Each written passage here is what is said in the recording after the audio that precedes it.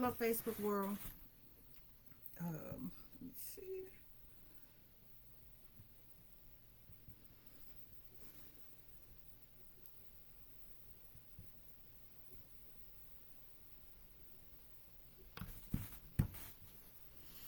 Okay, so I want to come on here now because I won't be able to hop on at 7 o'clock tonight, and to still, I still want to bring you some information and just kind of talk for a little bit. So, knowing someone's story, when you know somebody's story, that a lot of times helps you understand, more about the person. It helps you understand why they do what they do, how they handle things, how they process things. It teaches you a lot. So I always say sometimes we need to learn someone's story so we can better understand who they are and why they do the things they do. So in saying that, in last year, June of 2022, I decided to, as people say, write my own story. And part of the reason why I decided to move forward and write our story, and the story goes from Kendall's diagnosis till 18, simply was because I wanted people to have a face when they think about autism and the journey. Now, our journey has not always been easy. I'm not going to tell you that.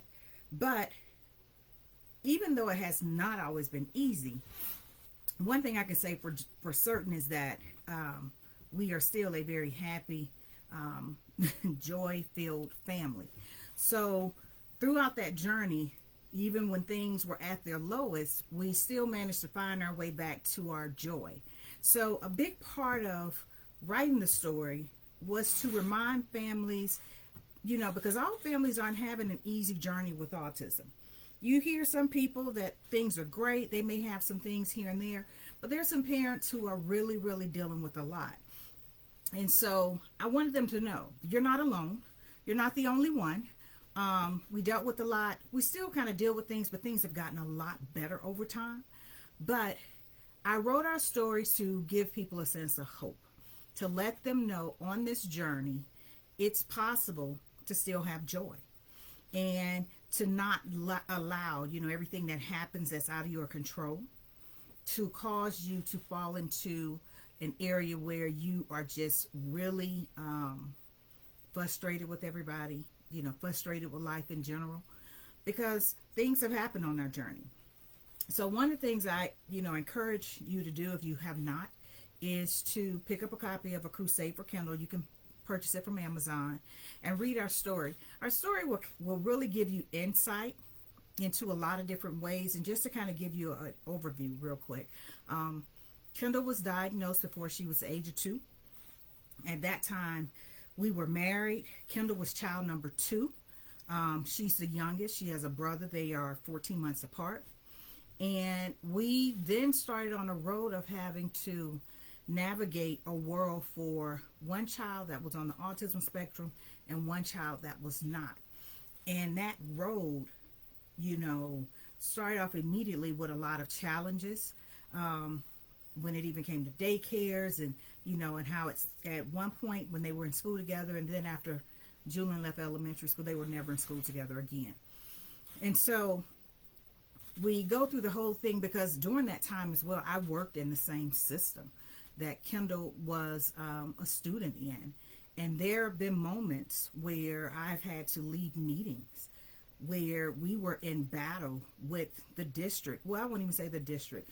We were in battle with the administration at settings, and literally had to have an attorney at the table. And I would leave that meeting and I would wipe it away and I would go to work and do my job as a school counselor, because I knew I could not let one impact the other.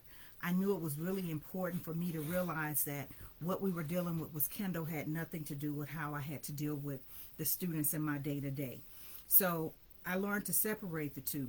And during that time, there were some highs and lows, but, we made it through. We continued on through until she finished up in May, and actually same thing, I retired. So if you want to kind of learn a little bit more about why I do the things I do, how and who we are, I strongly encourage you to read A Crusade for Kendall. It's going to give you a lot of insight. Hopefully it gives you hope.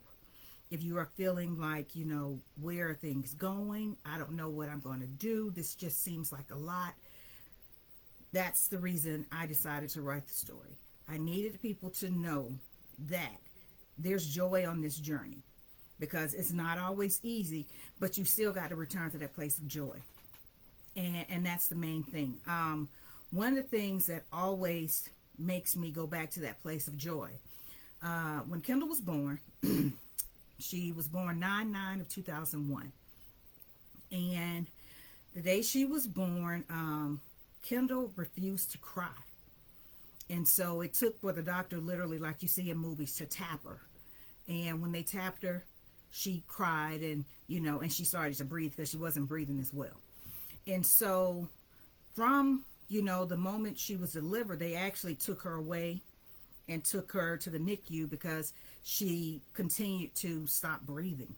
Now, here we were, we have Julian, they're 14 months apart.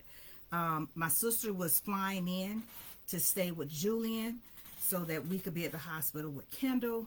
And one of the things I remember is that night, Rich left, and the nurse came in and said they're going to leave Kendall in the NICU. And I said, well, can you just at least let me see her so that I can go to sleep? And she brought me a picture. And once I saw that picture, something came over me at that moment and told me that she was going to be okay. And I went to sleep. So whenever we've been on this journey and moments have taken us to the lowest of the low, to moments where, it's broken me down to my knees and just asking God, why us? I go back to the whole thing of when she was born, and he told me everything was going to be okay. So I say that to say, knowing someone's story helps you understand a lot about who they are and why they do the things they do. So for me, some of the things we dealt with along the way, I feel like a lot of situations were preventable with some education, and that's a big part of why I do what I do right now in Kendall Autism Support and Consulting. So if you're looking for a story of hope, it's not just for autism parents. It's really a story that everyone needs to read to get a better understanding of what some autism parents deal with day to day, and how the journey is not easy, why we need that family support, why we, need people to understand more, to not lose contact with people after a diagnosis. All of those things are so important. But because I won't be able to hop on here later, I wanted to hop on here right now and say, learn someone's story. When you learn someone's story, you learn a lot about them. You kind of understand why they do the things they do, and you know a lot about who they are. So have a great one. I wanted to hop on because I wouldn't be able to do it at 7 o'clock, and just remind everyone that there is joy on this journey. It may be some pitfalls. It's a lot of learning curves. Sometimes you're learning how to handle things with your neurotypical child, and then you have your neurodivergent child, and where you thought life was going to be this one road that you would be on with your children, and really you're on two opposite ends navigating life. So it's important to know that you're not alone. But one thing I do want to remind you is that if you're married, you're going to have to make sure you have communication with the person, your partner. That's going to be a big part of things, because you're going to need each other during this journey. And as much as if you can stay together, that's going to be the best. But if you can't, if it's not working out, it is what it is. But remember, a big part of it is communication. And that communication comes because that moment is frustrating. It can be frustrating at times. So finding joy on the journey. That's the reason we decided to, I wrote our story, A Crusade for Kendall, and once again, it takes you from diagnosis until 18. So take a look. It's available on Amazon. And after writing the book, I realized the book still needed support for families, which is why I recently did the workbook. So the workbook wasn't just because I was looking for something to do. I realized after I finished that story that it gave you a story, but it didn't really give you tools of support. And so the workbook gives you volume 1 of tools of support. So that's the reason the workbook came about, because I felt like the book needed a support resource. Now, have a great one. The link to the book is in the comments. And if you are watching this in the replay, hit replay for me. Like, tag, and share. And I will see you all later in these Facebook streets. Have a great one.